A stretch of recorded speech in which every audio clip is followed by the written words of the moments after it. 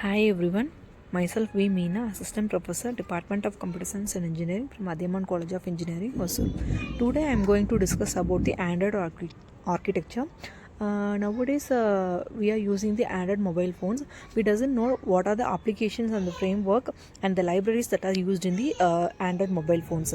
Today I am going to discuss about the basics of uh, what are the basics that are involved in the Android architecture.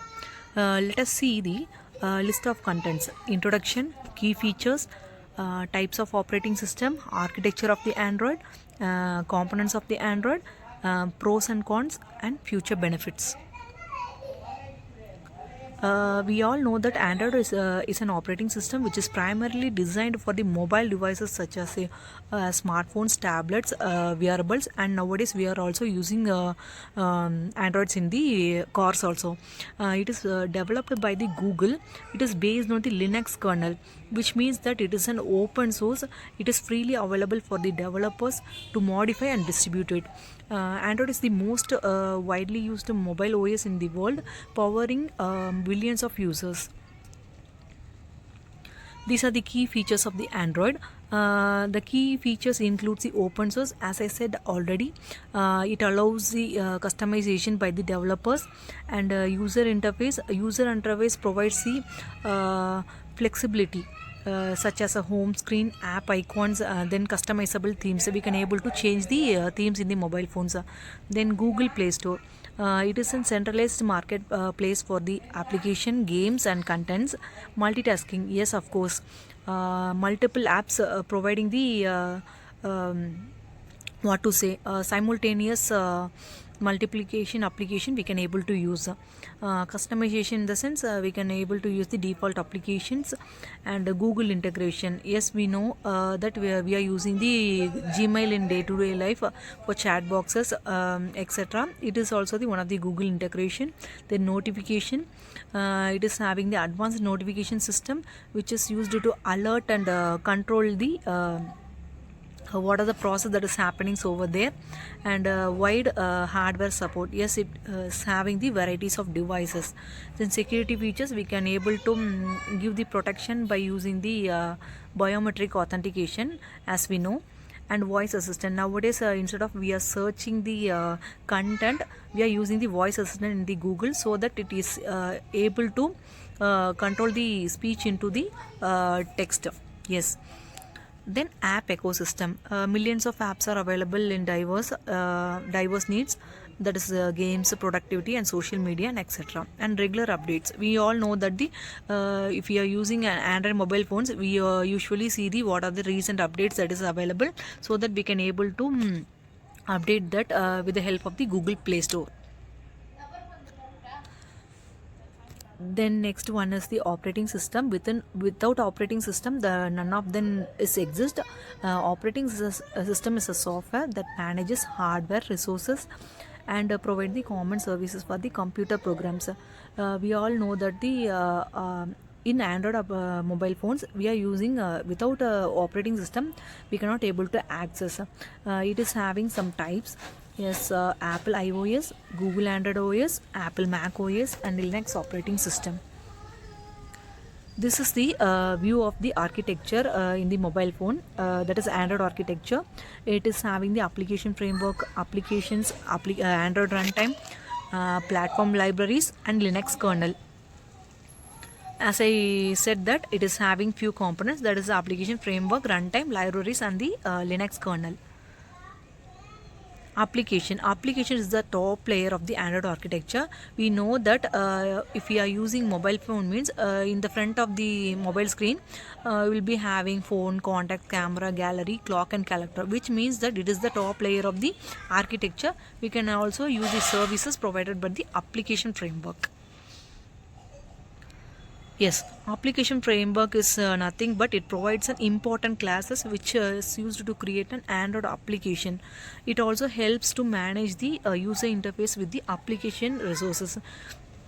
Application resources in the sense activity manager, notification manager, package manager, and content providers. Activity manager is nothing but it it is like a motion in the sense, and the actions and the activities that is monitored by the activity manager. Notification manager, if any updates, any regular updates is there, that is notified by the notification manager. And content providers, it is one of the service that is provided by the uh, application. Then view system, it is a normal general view system. Android runtime, it is one of the most important part of the Android. It also have the core components like Dalvik virtual machine, which is the access Android runtime resources, and Zygote and core libraries.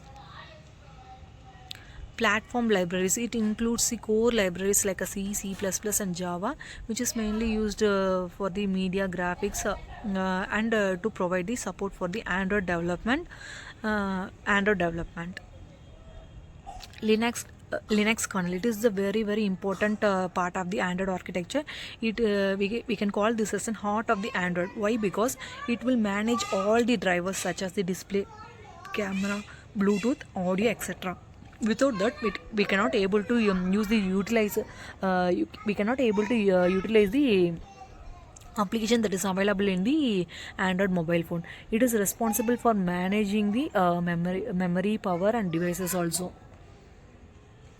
These are the other commonly used architecture in Android. MVC, model view controller. Model in the sense, it is used to store the application data. View in the sense, whatever we are viewing in the mobile phone, with the help of the user interface layer, that shows the visibility to the screen. Then controller, it establishes the relationship between the model and the view. Then MVP, model view presenter, communication between the view presenter and presenter model with the help of the interface. It acts as a contract. Model and view doesn't have any knowledge about each other. MVVM, this is the model view model. It will be having the many to one relationship, and previously we have discussed about the MVM, model view controller. It doesn't include the many to one relationship because of the update in the view. Advantages of the Android, as I said that it is an open source platform. It is freely available to all, and it is also having the wide varieties of designs and models.